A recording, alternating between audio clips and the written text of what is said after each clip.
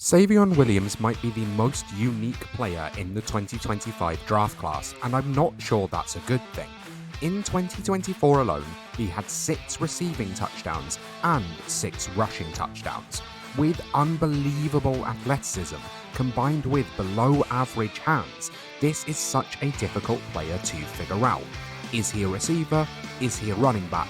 Can he do both? Or can he do neither?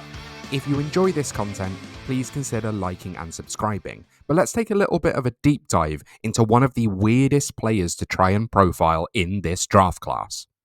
Before I get started on the typical strengths and weaknesses of Savion Williams, I just want to say this might be the highest ceiling and lowest floor of a prospect in this class.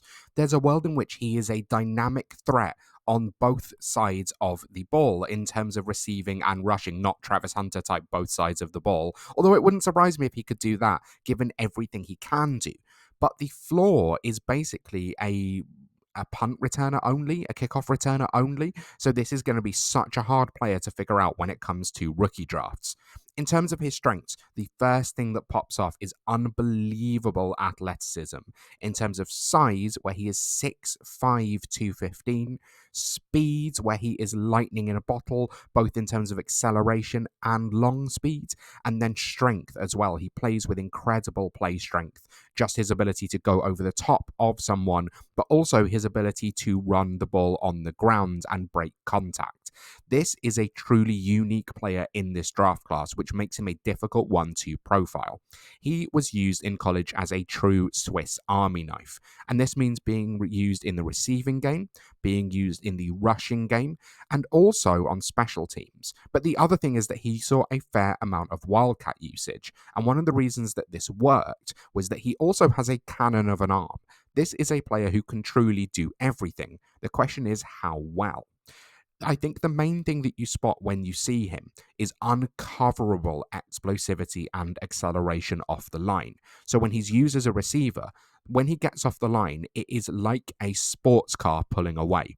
There is just nothing you can do to keep up with him unless you are the same type of dynamic athlete that he is. And I think very few people are.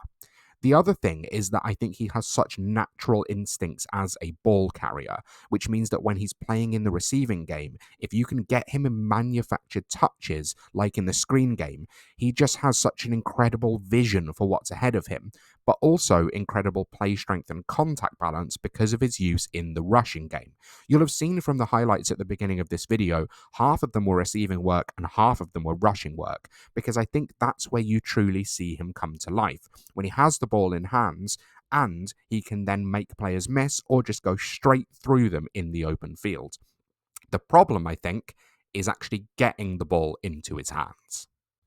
And that's because one of the main weaknesses of Williams' game is he has some of the most inconsistent hands I've ever scouted. There were some highlight reel plays where you see him adjust his body and catch the ball over the top of a defender, or even something underthrown where he has to truly extend outside of his frame to grab it.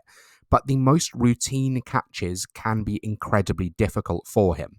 Part of this is because I think he's starting to think about what he's going to do when he gets the ball. He knows about that incredible yards after the catch ability, so he's starting to think about his next move. But the other thing is I think he really struggles with concentration drops, and I think his hands are just bricks sometimes. If you thought Quentin Johnston was a wide receiver out of TCU who struggled securing the ball, this is next level with Savion Williams. Then I also think his route running can look messy sometimes. Again, I think he knows that he is just a next level athlete, and so I think he doesn't really try to run routes in a typical way. I think he just tries to get to the right spot, but it means that he rounds off. It means that his breaks can look messy. I'm not sure he's a particularly proficient route runner. I think the other side of this is that I think he is basically incapable of securing the ball through contact. And this really surprised me because this is such a strong player, and normally that's about play strength. But I think he really struggles catching the ball when there is someone draped over him or when he is running through traffic across the middle of the field. I think Savion Williams' production in the NFL is going to rely very heavily on manufactured touches and specific usage in the receiving game. So, particularly as a receiver, I think a team needs to know how to use him rather than just splitting him out wide and letting him go and win. This is very much not your typical receiving prospect, and so I think is going to be very hard for a team to figure out. If they can do so, this can be a weapon in the rushing and receiving game. And hell, even let him use that cannon of an arm sometimes on trick plays. But if they can't figure this out, this is going to be a bust. This is going to be someone who's out of the league before the end of their rookie contract. Despite Williams being one of the most unique players in this class, it was maybe the easiest playstyle comparison that I've had so far in this series.